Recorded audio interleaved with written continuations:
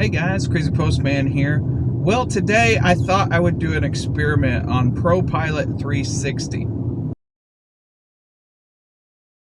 ProPilot is Ford's version of basic autopilot. What it does is actually pretty basic. It looks at the lane lines on the road and keeps you between them. It's not like full self-driving where it will change lanes and take exits. This is more like just basic autopilot, keep you between the lanes. So I thought I would do a little experiment today. I got about 100 miles to go. So we're gonna see how much of that I can do on ProPilot. If there's a problem, I will check in with you.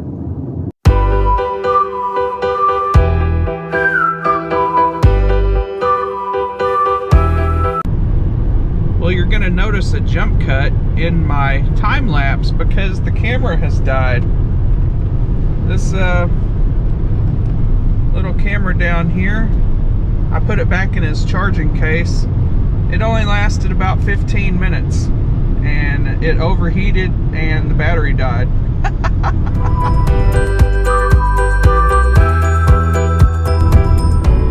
Copilot will not take the exit for me, so I'm going to hit the brakes now and disable it. Well, I'm on the return trip now. Let me go ahead and activate Copilot 360. We have about 40 highway miles to go. Let's get her done.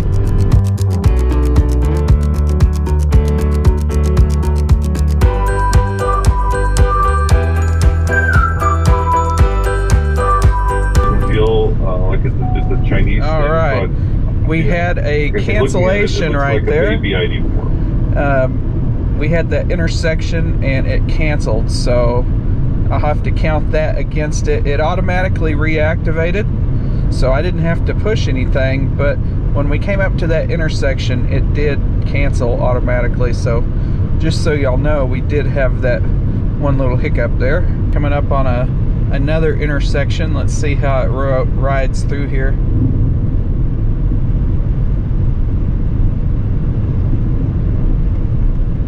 It made it just fine. No problems at all.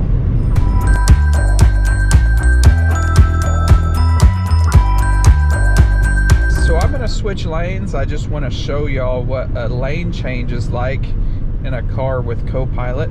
I know I've talked about it a lot, but we're just gonna do it here. Let me get over these bridges.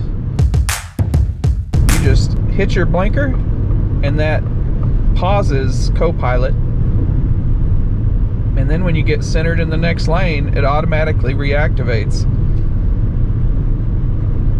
I did not have to push any buttons or do anything special. The only thing I did was hit the blinker and it paused Copilot. So I like that over Tesla for sure.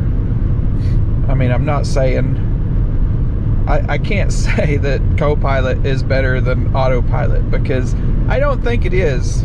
I mean, there's pluses and minuses with both of them, but autopilot's pretty solid, and Copilot is it's okay.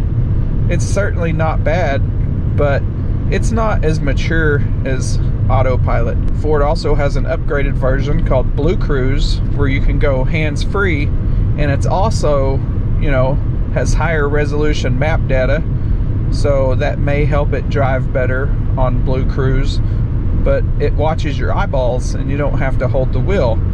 In the Ford version of autopilot, Copilot, I have to touch the wheel, just like in Tesla autopilot.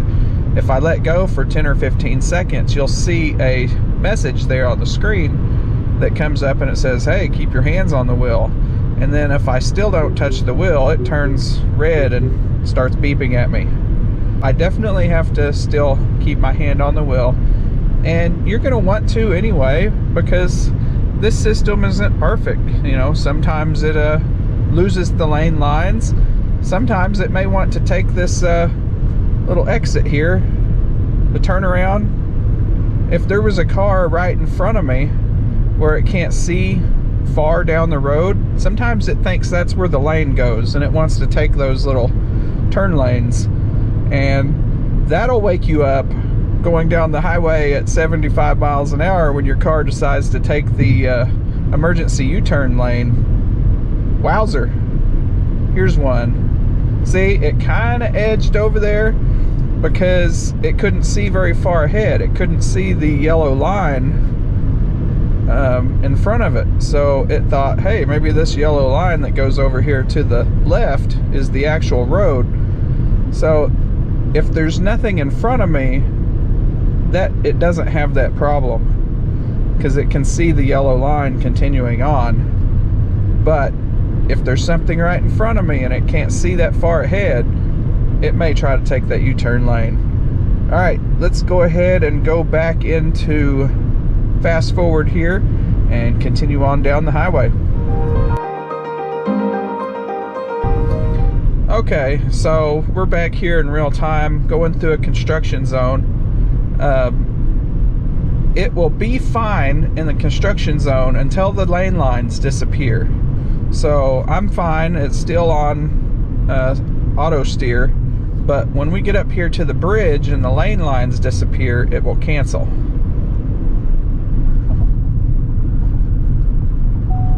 There it goes, it canceled.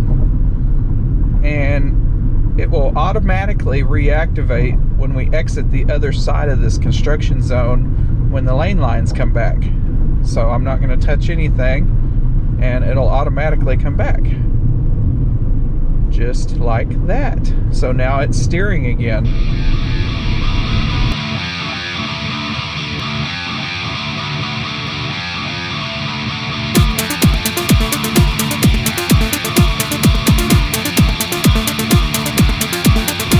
Well, I made it back to my driveway. I don't know how useful today's video was. Just an example of highway driving on Ford's Copilot 360. Maybe later this week I'll do a video of some city driving on Copilot, just so the Tesla people, which is the main electric car, let's face it, there's a lot of Tesla people out there. There's starting to get to be more Mach-E's and F-150 Lightnings on the road, but right now it's a lot of Tesla people, so they're probably curious on, you know, how the Mach-E drives compared to a Tesla. And on the highway, it's pretty good. As long as there's 2 lane lines on both sides of the road, it'll most of the time do what it's supposed to and just drive you right down the road. There's a couple of instances where it could have some problems, and I explained that earlier. If it can't see a long ways down the road and there's an offshoot, it might try to take that offshoot. If it can see a long distance down the road, it almost never has that mistake. Thanks for watching this little quick video. Maybe I'll make another one later this week of some city driving, just so we can have something to watch. I hope I didn't waste anybody's time. Y'all have a good one, and I will see you in the next one.